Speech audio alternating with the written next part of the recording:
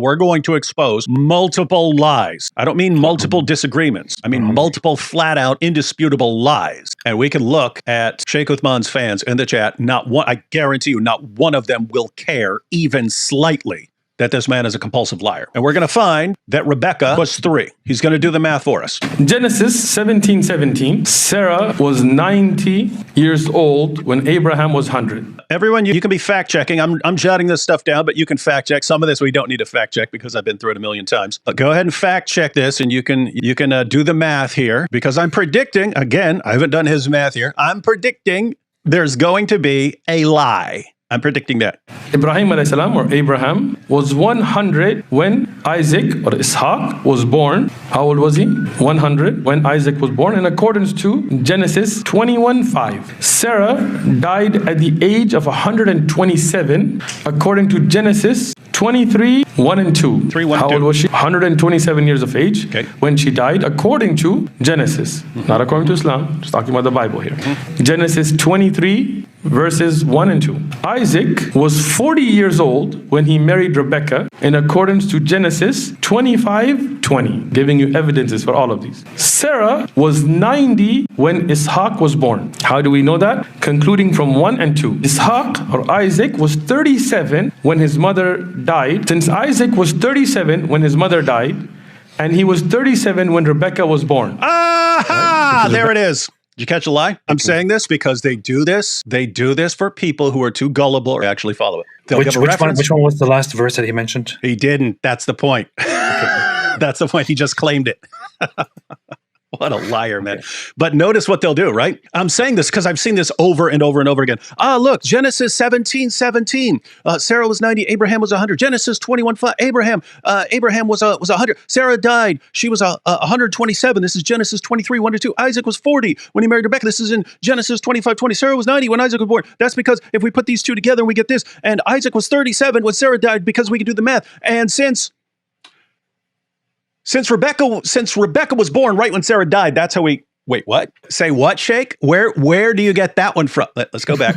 Because look, he just says it this time. He just says it. He's given reference. And if you're looking, you're getting references on how old Sarah was. You're getting references on how old Abraham was. You're getting references on how old Isaac was. What's missing is how to tie all of this, any of this, to an age of Rebecca. How are you getting an age for Rebecca? You got Sarah. You got Abraham, you got Isaac. What are you missing if you want to say, here's how old Rebecca was?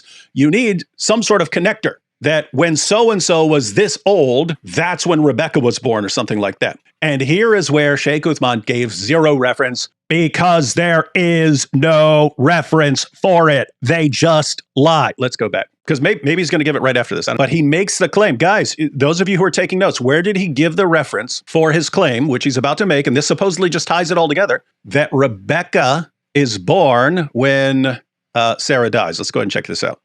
According to the Bible, was 37 when his mother Sarah died. Since Isaac was 37 when his mother died, and he was 37 when Rebecca was born. What? Where you get that? Right? So he's 37. He's 37 when Rebecca dies. I mean, when Sarah dies, he's 37 when Rebecca is born. Where are you getting the claim that Isaac was 37 when Rebecca was born?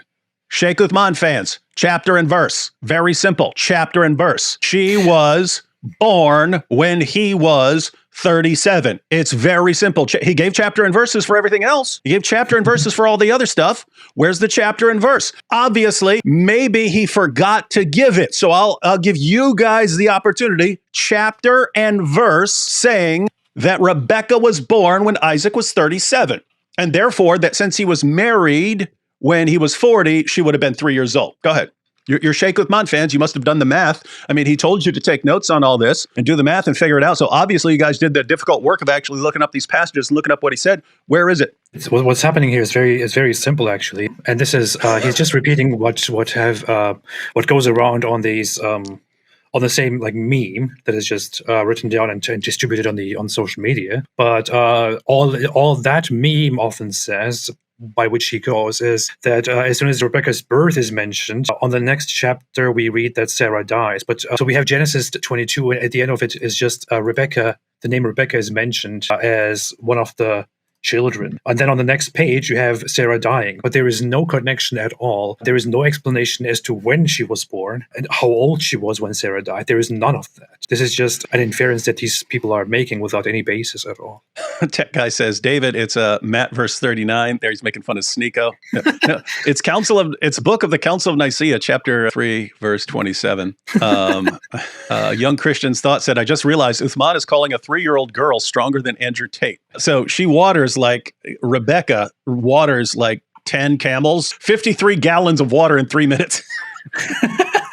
A typical camel. This is from West Texas A&M University. It's the first thing that pops up when you look. A typical camel can drink 200 liters, 53 gallons of water in 3 minutes. So 53 gallons of water. She watered 10 camels, I think. And so over 500 gallons of water back and forth. And yes, that would be stronger than even top G Andrew Tate. Here you go. So this is at the end of Genesis 22. So you have the passage about Abraham and Isaac here. And then at the end of all this, you get this little comment that Abraham finally gets some news from home. He's been away from his family for a long, long time, and he hears some news. Notice it says, sometime later, Abraham was told, Milcah is also a mother. She has borne sons to your brother Nahor. Uz the firstborn, Buz his brother, Kemuel the father of Aram, Kesed, Hazo, Pildash, Jidlap, and Bethuel. Bethuel became the father of Rebekah. Milcah bore these 8 sons to Abraham's brother Nahor. His concubine, whose name was Reumah, also had sons, Teba, Gehem, Tehash, and Malkah. So in order to get an age, you have to say, Rebekah and all these other people were born right now, right when Abraham heard about it. This isn't Abraham hearing some news. Hey, here's all your relatives who've been born while you're gone. And they were born over a period of time. It's, nope, Abraham he got the email. He got the email right when it happened. Hey, all these people were born. And that's when they were born. That's how you tie it. That's how you supposedly tie it. Is that a good argument? No, that is one of the dumbest things ever argued by anyone. And keep in mind, Sheikh Uthman isn't the first one. He's the one to come up with it. There have been Jewish rabbis who made that same exact mistake in order to get an age of 3.